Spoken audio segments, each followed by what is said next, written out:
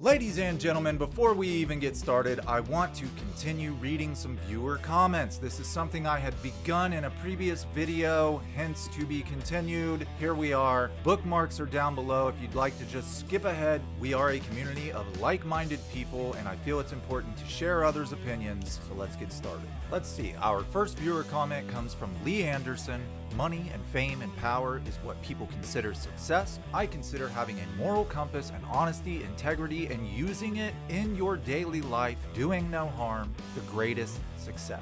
Absolutely. If only everyone could subscribe to that philosophy, especially in the digital age. It seems like everybody wants to be instantly famous, like this instant gratification, and we'll do anything we have to do to get there, right? We've got to get more personal with each other. I feel like people have lost an intimacy with each other. We don't talk to each other face to face anymore. And I'm talking even before COVID. This is where communities need to step in, city councils need to step in and start setting up community events. Now, of course, we can't do it right now because of COVID, but you know what I'm saying. Whatever happened to like community dances? The whole damn world has changed just since I've been a kid. Whatever happened to family reunions? People used to have family reunions. You get together, have a big cookout, play a game of kickball with your cousins. What happened to that shit? I get jealous when I hear older people talk about community singles dances and community events where families would come together and they'd all like have a potluck and bring food and have a party together as a community. We don't do those things anymore. I feel like everyone is just so disassociated from each other, and we've come to this point where we don't even show each other kindness. Number one, because you don't know who to trust. And a big part of that, I think, is a lot of people are becoming nasty people because we no longer have a sense of community. They don't have a sense of belonging. Grandmas and grandpas talk about, we met at the barn dance. Whatever happened to that shit? We need to bring stuff like that back. Community events, family-friendly events where people can come together and talk to each other and make friends. It's like dog-eat-dog world. Everybody's out for their own, doing their own thing, not giving a shit about anybody around them. As you probably know, Dave Chappelle lives on a farm in Ohio, and the biggest reason I admire Dave is he holds community events. He's got this big ass barn and a bonfire and all this stuff, and he invites people from his community onto his farm. Here's the catch: no phones, not allowed to take pictures. He tells people, you're not here take pictures, you're here to make memories, to make friends. I really admire that about Dave Chappelle. Here's one from Scott S. Glad I stumbled onto your channel. You did a better job than Netflix. Great work. Now, I can only assume that you are talking about the Epstein video because of the whole Vanity Fair Vicky Ward thing. And wow, man, that is quite a compliment. I don't even know what to say to that, but thank you. Next, we have a comment from Batman. Hey Batman, did you see that Nirvana's going to be in Batman? Congratulations, American Spy Fox. Can't wait to hear the other videos. Came for Nirvana, but love how you tell a story, staying put regardless of what you do. I even went to the Last of Us videos and even downloaded one because of song. Wow. So I really appreciate your feedback. I am trying to broaden the channel. Clearly, we're always going to stick to the Nirvana narrative. There's just so much more that needs to be said, but I appreciate it that you like the way I make videos enough to give the other ones a chance that might not have anything to do with Nirvana. I really appreciate that, Batman. And I've been getting other feedback like this, similar to this, so I'm hoping it all works out. As well, if you're like Batman and you also like video games, I did decide to start doing the video game stuff on another channel. It's called American Spy Fox Gaming. Okay guys, one or two more and then we'll get on with the turbulent past of Courtney Love. This comes from Walston86. Want to compliment you on producing a report of serious substance, well-researched, well-organized, and presented succinctly. I've always had trouble with that word. In an easily listenable style. You have every reason to be proud of this piece. You hit it out of the park. You know what, Walston? You're right. I've only been making videos that I actually speak in about serious subjects for about 9 months now, and there are 3 things I'm really proud of. Francis Farmer video, the Epstein video, and the Nirvana series, because they stand for something. and they mean something to people. And don't think that the Epstein video was a one and done. I'm going to approach that subject again. I just want to do it when I have worthwhile stuff to talk about. I don't want to just reiterate what every other channel's doing. Thank you for becoming a subscriber, and I hope you stick with me until we get back around to that topic you're very interested in. Here's one more comment I'd like to address from Nina369. I am extremely impressed that your amazing channel hasn't been censored yet. You are exposing facts. You know how they like to shut the whistleblowers and truth tellers up, so stay safe. Much respect. And the reason that I wanted to address this is because it kind of goes along with this video, this Courtney Love video. We're going to be talking about why I believe so many people who know things won't talk about it. And there may come a day where my channel is censored or shut down, you know, and then I'll have to start another one, start all over again. We'll cross that bridge when we get there. Thank you for subscribing, Nina. I appreciate your feedback. There you have it, ladies and gentlemen, some viewer comments and opinions. I know I can't get around to everybody's, but I'll try to get to at least a few at the beginning of each new video. Now back to your regularly scheduled program. To send a one-time donation in support of the American Spy Fox channel, simply click here on the channel page's banner. If you'd like to become a member of the American Spy Fox channel and join our members-only Zoom meetings, simply click the blue join button. However, the best way to support any channel is to simply subscribe, and don't forget to turn your bell notification on. Also, during the month of September 2020, you can get 20% off any American Spy Fox merchandise by using the promo code Sherlock20.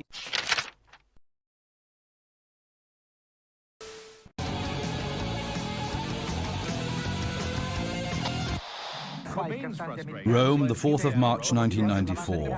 One of the world's greatest rock stars has tried to kill himself, Kurt Cobain. His wife, Courtney Love, gives the paparazzi the finger as she rushes to the hospital. News agencies prematurely announce his death.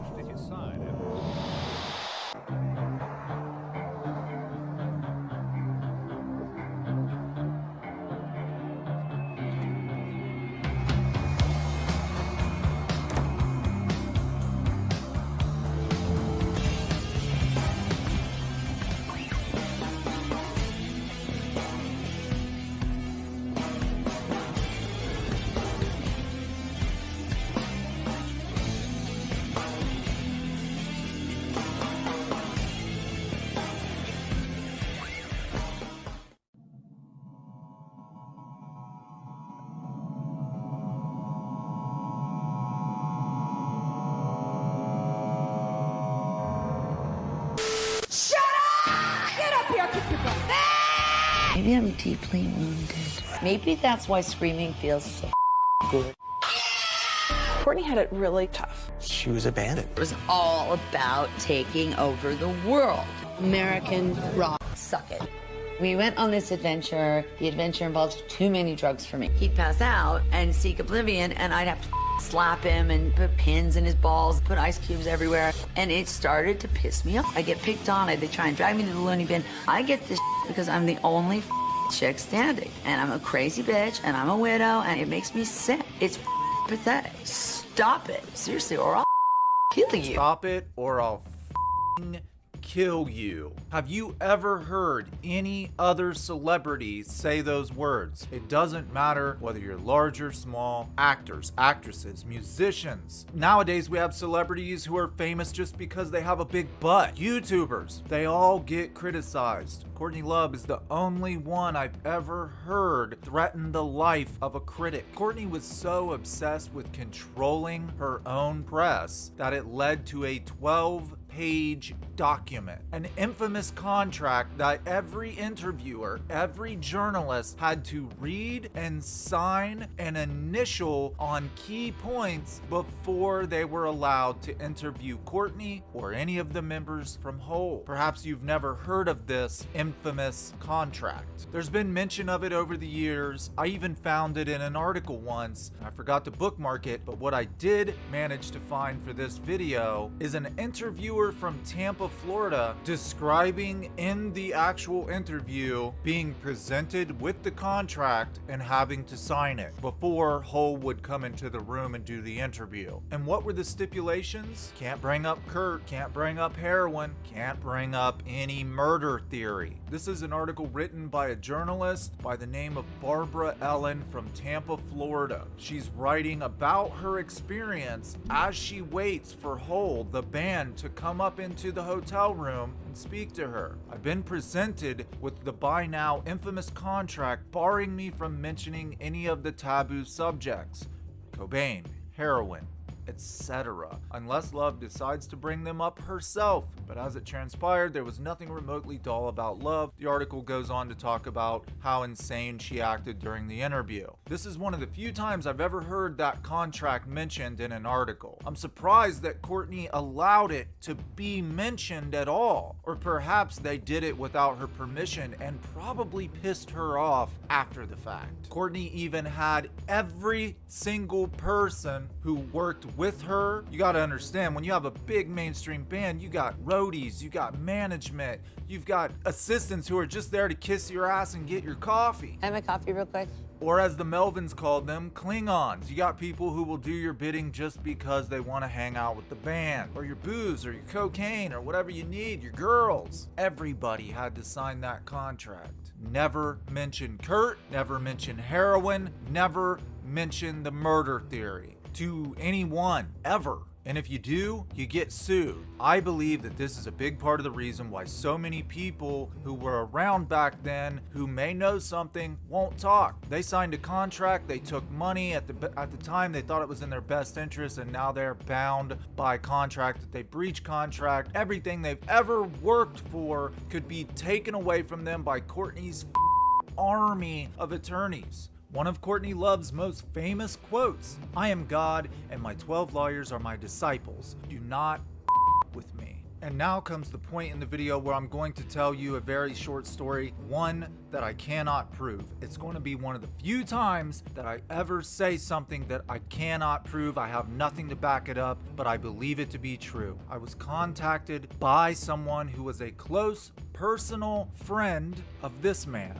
I'm not going to say his name. If you know who he is, or if you figure out who he is, I cannot stop you from doing so. I'm not going to say his name, but I can tell you that he worked for Nirvana. After Nirvana, he worked for the Lemonheads. And who was Courtney Love photographed making out with right after Kurt's death? Evan Dando of the Lemonheads. And to this day, who does he work for now? Dave Grohl, the Foo Fighters. This close personal friend of his was trying to encourage him to speak to me. Him or her said he knows things. I've been trying to encourage him to speak to you. This person showed me correspondence between them and the man in the photo, and the man said, "I'd like to, but I can't. I signed a contract back in '94 and I would lose everything I've spent my life working for." I have correspondence to back this up, but I could not do that without revealing the name of the person who gave me the information, and out of respect for them and their wish to remain anonymous, I am choosing to tell you right now that I have no proof.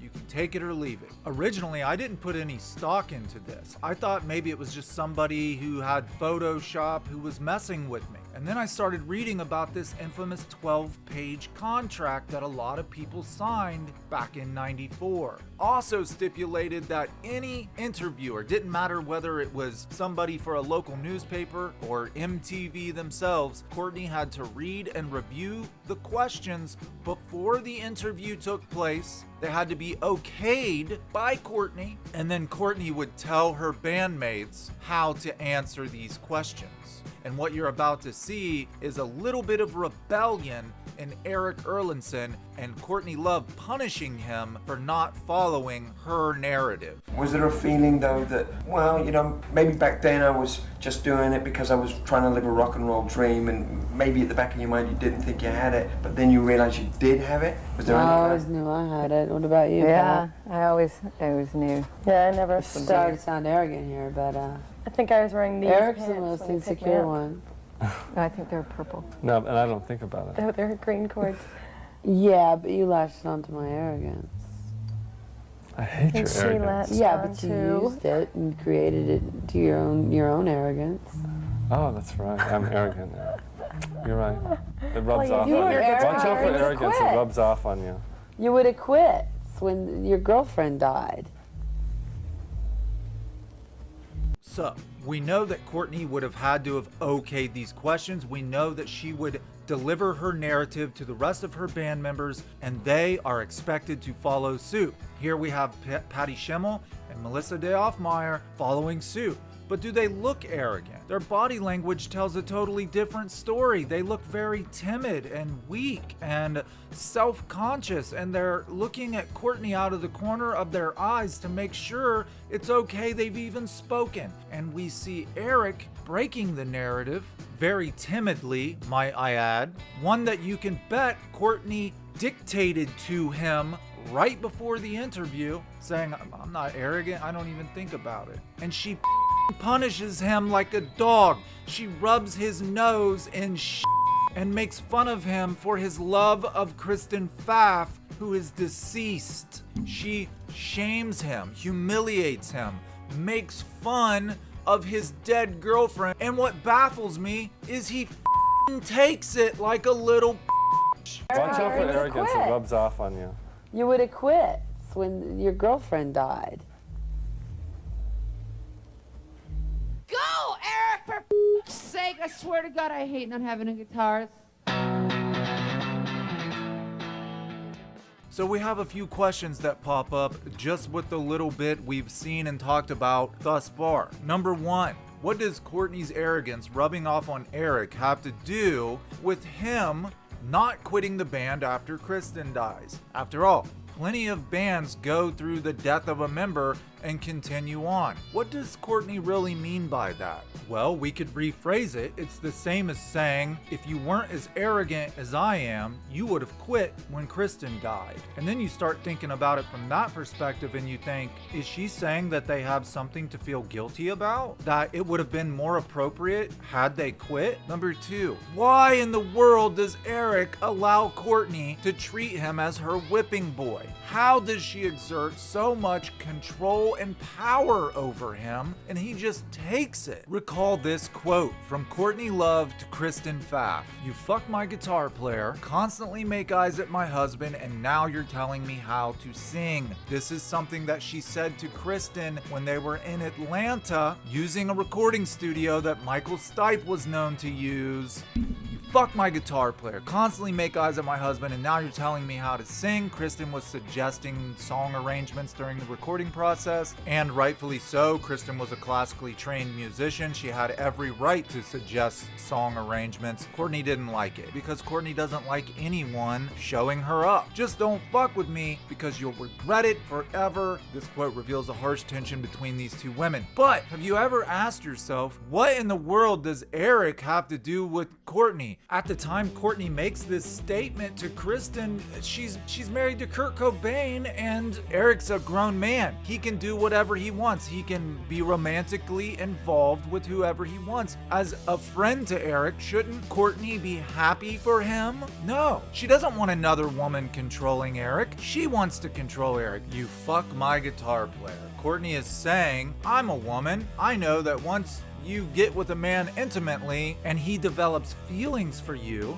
you have a certain amount of control over that man. I don't want you doing that because that's my man to control. It would not shock me if Courtney Love was having an affair with Eric Erlandson the entire time she was married to Kurt Cobain. Did you know that Courtney sued Eric Erlandson in 2011-2012 to try and prevent the publishing of his book Letters to Kurt? Why? Because she thought he was going to reveal her and his sex life. Now the whole thing was dropped and Eric alludes to it. He says we had sex but we weren't romantically involved. He does not give a timeline. He doesn't say this date to this date is when we had a sexual relationship, but he does say they were having sex. Courtney was fucking afraid that he was going to talk about their affair while she was married to Kurt. The lawsuit went unsettled when Eric decided to obey Courtney and do as she wanted and not divulge all the information that he could have. And I know what you're gonna say,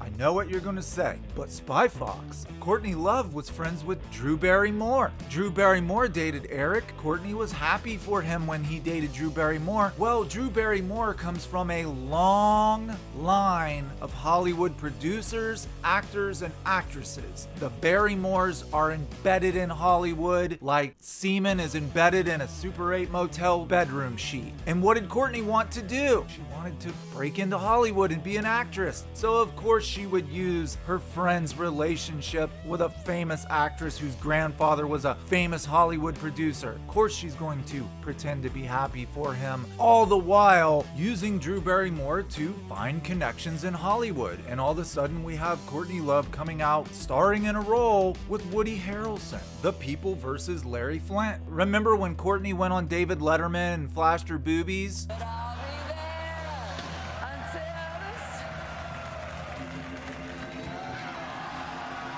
Yeah, who did that first? Drew Barrymore did.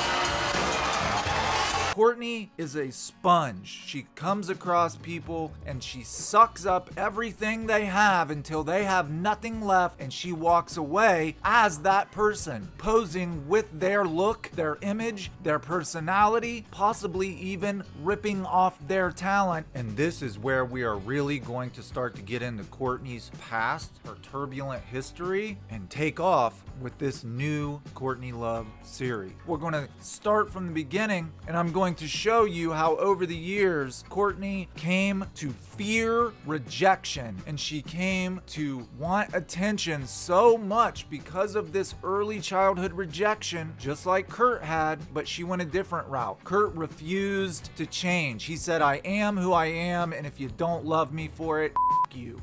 But Courtney, she'll be anything you want her to be. Problem is, Courtney is not original enough to come up with her own character, with her own image, with her own personality, so she rips it off of other people. And it all starts with Jennifer Finch, Cap Gielen. Courtney Love, otherwise known by her government name of Courtney Michelle Harrison, was born July 9th, 1964 in San Francisco, California. Her parents, Linda and Hank, were very much a part of the burgeoning psychedelic movement happening within the Haight-Ashbury area of San Francisco. While Miss Courtney Michelle Harrison is still a toddler, Hank manages to score a huge gig. He becomes one of the very first managers of the Grateful Dead. While under Hank Harrison's management, the Grateful Dead come out with an album with a hidden message within the Grateful Dead title, We Ate the Acid.